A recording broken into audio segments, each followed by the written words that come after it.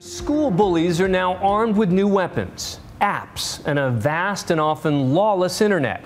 These cyber bullies can inflict enormous emotional pain and ruin reputations anonymously.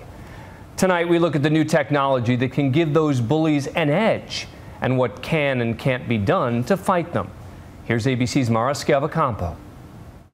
You are gross, like you. You are so pathetic, it's so funny. And I was like, what did I even do? And they're like, ha ha ha, you saw it, bitch. Vicious, cruel, and sometimes violent postings. That's what 15-year-old Jamie Bushy was forced to read about herself while at school. I'ma throw a rock at your head when you're cheerleading. You suck at it anyways, you troll. But Jamie doesn't know how to defend herself because she has no idea who the insults are coming from. They've been posted anonymously on the site Ask FM. They would tell me to kill myself and cut myself and all that kind of stuff.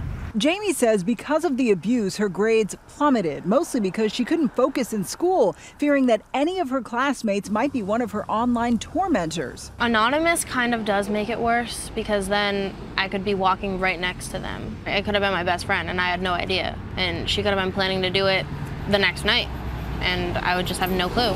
Petty high school gossip is nothing new, famously featured in shows like Gossip Girl. Tell her she's pretty. She's never heard those words strung together before. Here, check it out, Katie. It's our burn book. And blockbuster films like Mean Girls. And if Dawn Schweitzer is a fat virgin. Still half true. Janice Ian Dyke. But what Jamie's facing is the newest and perhaps cruelest frontier in cyberbullying 2.0, all thanks to a new crop of apps where anyone can post anything anonymously and mobilely, creating a virtual burn book of nasty graffiti. And it's happening at schools all across the country. The fact that OP has diabetes makes me happy. How long do we think before AB kills herself? Connecticut high school senior Will Haskell says malicious comments like this appeared on an app called Yik Yak last month and spread throughout his high school like a nasty virus. Trying to raise awareness, he wrote all about the new bullying tactic in New York Magazine. Students who were targeted were absolutely blindsided by this app. There was no way to see it coming. Everyone was reading this. Many teachers had downloaded it. Many administrators had downloaded it.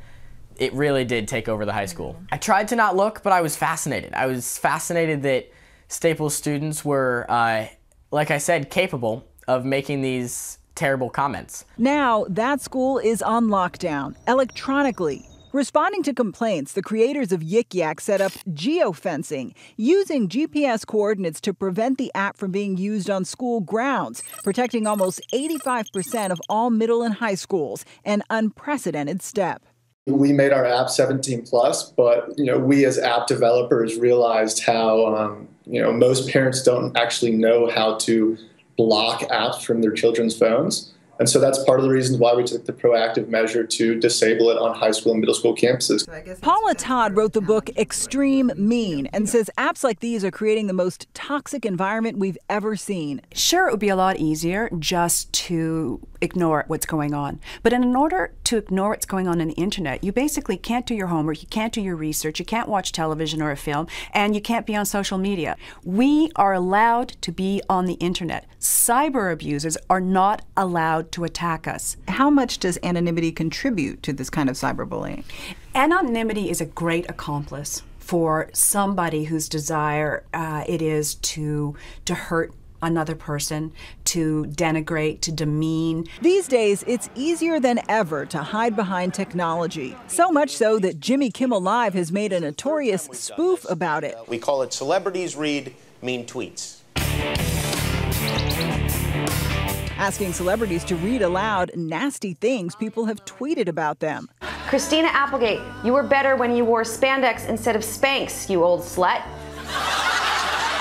But Todd says the virtual disconnect creates a very dangerous situation for impressionable teens. The world the internet creates is alarmingly like what the brain of a psychopath looks like. So you're saying the internet is making people behave like psychopaths? We could be living in the mindset of a psychopath. And that means not caring about each other, not seeing each other, getting your laughs at the expense of somebody else, or really, really hurting somebody. That's how a psychopath feels. As for Jamie, her mom went to police, but there was nothing they could do because Ask FM is based in Latvia. In an email, Ask FM told us users can, quote, report offensive content and also block offensive users from sending questions. They also said they, quote, proactively scan posts and take down offensive content. Back at Staples High School in Connecticut, Will Haskell says after Yik Yak access was cut off, another anonymous app immediately popped up in its place. These anonymous authors never have to see the harm that they're causing. They never have to look into the eyes of the person they're writing about. They never have to realize that that person that they targeted didn't come to school the next day. The anonymity creates a distance between the target and the victim. I'm Mara Schiavocampo for Nightline in Connecticut.